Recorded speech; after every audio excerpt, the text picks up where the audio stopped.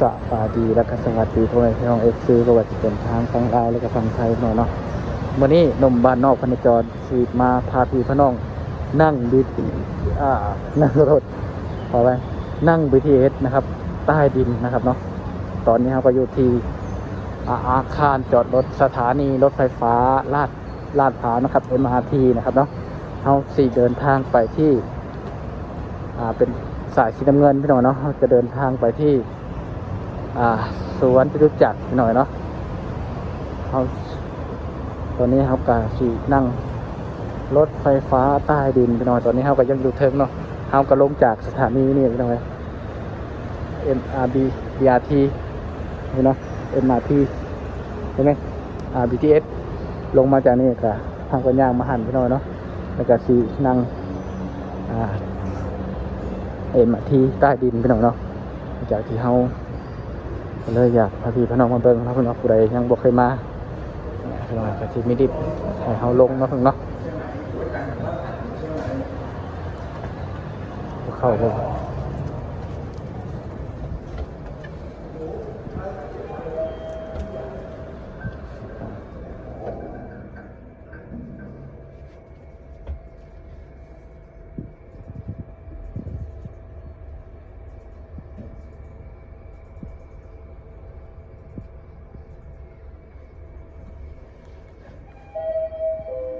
สันดี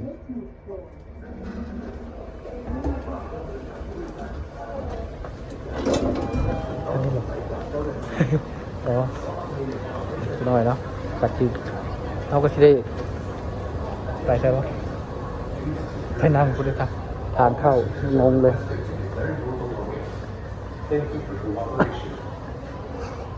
ทางไปสถานี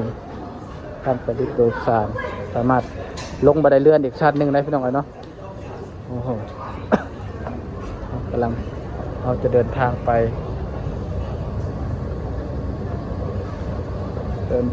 ปสวนจตุจักรนะครับลงลิฟต์หรือว่า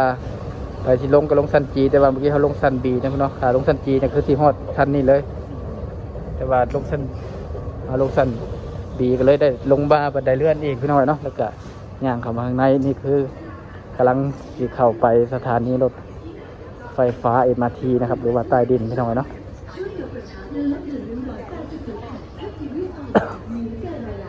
นี่นะครับเข้ามาก็สิมีทุกสถานีพี่น้องที่เป็นตรวจ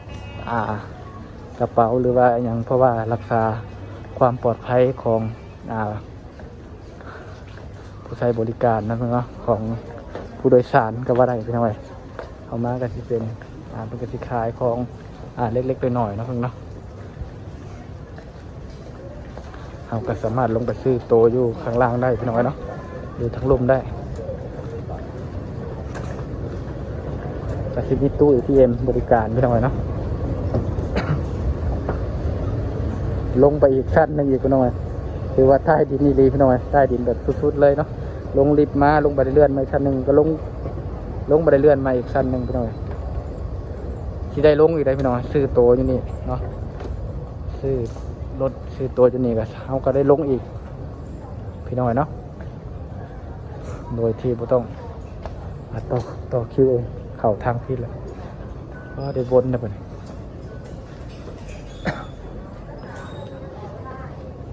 เติมเงิน200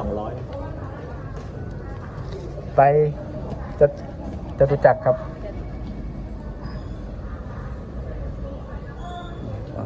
บอนซื้อนะครับจะกระไดทอน30 บาท20 บาทคือทำไมเนาะเราก็ต้องเอามาติ๊กใส่แล้วที่ได้อันนี้มาเนาะพี่น้องเนี่ยที่เป็นกลมๆพี่น้อยเราก็เอามาติ๊กอยู่นี่ปึ๊บจะเปิดเราก็ลงบันไดเลื่อนอีกขั้นหนึ่งพี่น้องโอ้โหคือว่าแบบใต้ดินแบบสุดๆเลยพี่น้อยเนาะที่สำคัญเราต้องเบิ้งอย่างไรพี่น้อยเนาะเวลาเราลงมาเนาะกรณีว่าเขาสิไปไซสมมติว่าเราต้องใช้รถ BTS รถไฟฟ้าหรือว่ารถอีหยังเพิ่นก็วิ่งใช้อยู่แล้วพี่น้อยโอ้ถ่ายอยู่ได้พี่น้อยเนาะ โอ้ไม่ทันละ นิดเดียวเองพี่น้องเนาะตายแล้ว ซ่าแค่วินาทีเดียวเองก็บ่ทันได้พี่น้องนี่ไปแล้วนี่คือสถานีใต้ดินเนี่ยพี่น้องไปจตุจักรบางซื่อเตาปูนพี่น้องเนาะวิ่งซ้ายสมมติว่าเขามาทางใดเขาก็จำเอาพี่น้องรถวิ่งซ้ายตลอดว่าจะเป็นรถเมล์รถทุกรถเนาะพี่น้องเนาะ BTS คือกันเป็นกับที่วิ่งซ้ายคือกันพี่น้องตอนนี้เขามาอยู่ที่ใต้ดินนี่ถือว่าใต้ดินเลิกได้พี่น้อง2, 3, 4 ชั้นได้เนาะถือว่าเลิกเยลีพี่น้องจากลาดพร้าวนะพี่น้องจากลาดพร้าวไปสวนจตุจักรประมาณพี่น้อย20 บาทเนาะพี่น้องเพราะว่าเฮาให้เพิ่นแบ่ง50เพิ่นทอนมา30 บาทแล้วก็กับนี่พี่น้อยเนาะตัวสแกนเครื่องเนาะเพิ่งเนาะเดินทางนี่เดินทางด้วย BTS นะครับเนาะสะดวกสบายพี่น้อยแต่ลดปัญหารถติดพี่น้อยนี่นะครับก็ประมาณถ่ายประมาณ5 นาทีพี่น้อยเนาะ3 นาทีนะครับอาจจะสิ้นสุดอยู่ท่าพระหรือเปล่าสถานนี้นี่อีก2 นาทีก็มาฮอดเลย2 นาทีนี่คือตรงไหม BTS บุคือรถเมล์พี่น้องรถเมล์นี่บางที่อาจจะรถติดรถอย่างกับโนดไปเรื่อยๆพี่น้องเนาะนี่นะครับ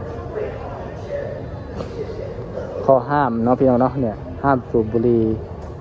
นำสัมภาระขนาดใหญ่หรือว่ากระเป๋าใหญ่เข้าสถานีพี่น้องนะ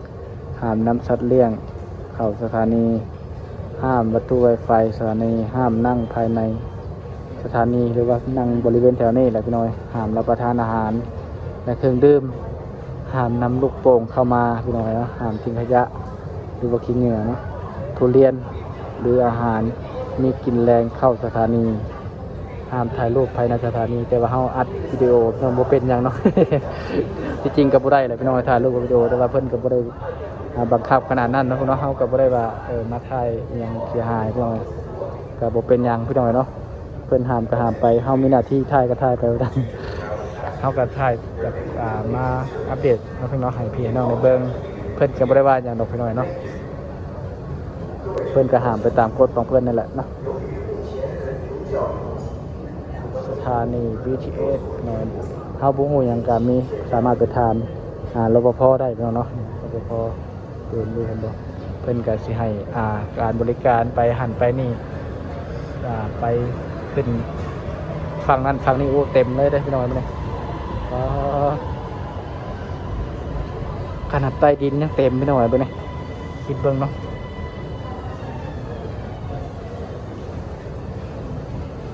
นี่ฝรั่งเห็นบ่นักท่องเที่ยวออกมาก่อนเข้ามาเข้าไปได้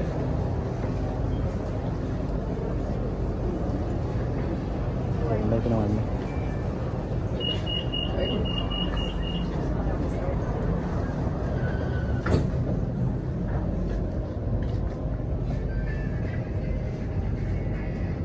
ก็ถือว่ายังเต็มเลยพี่น้อยนะนี่คือเป็นสถานี MRT นะครับเรารถไฟฟ้าใต้ดินพี่น้อยไปนี่ก็สิมืดตึ๊บเลยได้พี่น้อยออกจากสถานีนี่ก็คือเป็นแค่เส้นทางธรรมดาบ่ได้ติดไฟติดหยังพี่น้อยก็สิมืดจักหน่อยนึงเนาะเนาะ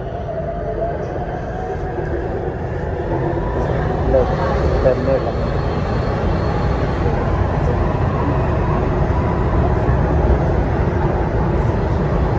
บ่เห็นหยังเลยพี่น้อยมืดเห็นเพราะว่ามันเพิ่นบ่ได้ติดไฟสถานีนะ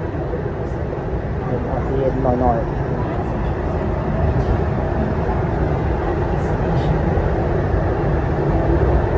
โอเคพี่น้อยนั่งกันนี่เนาะคนก็ถือว่ายังแน่นหนาพี่น้อยรวมทั้ง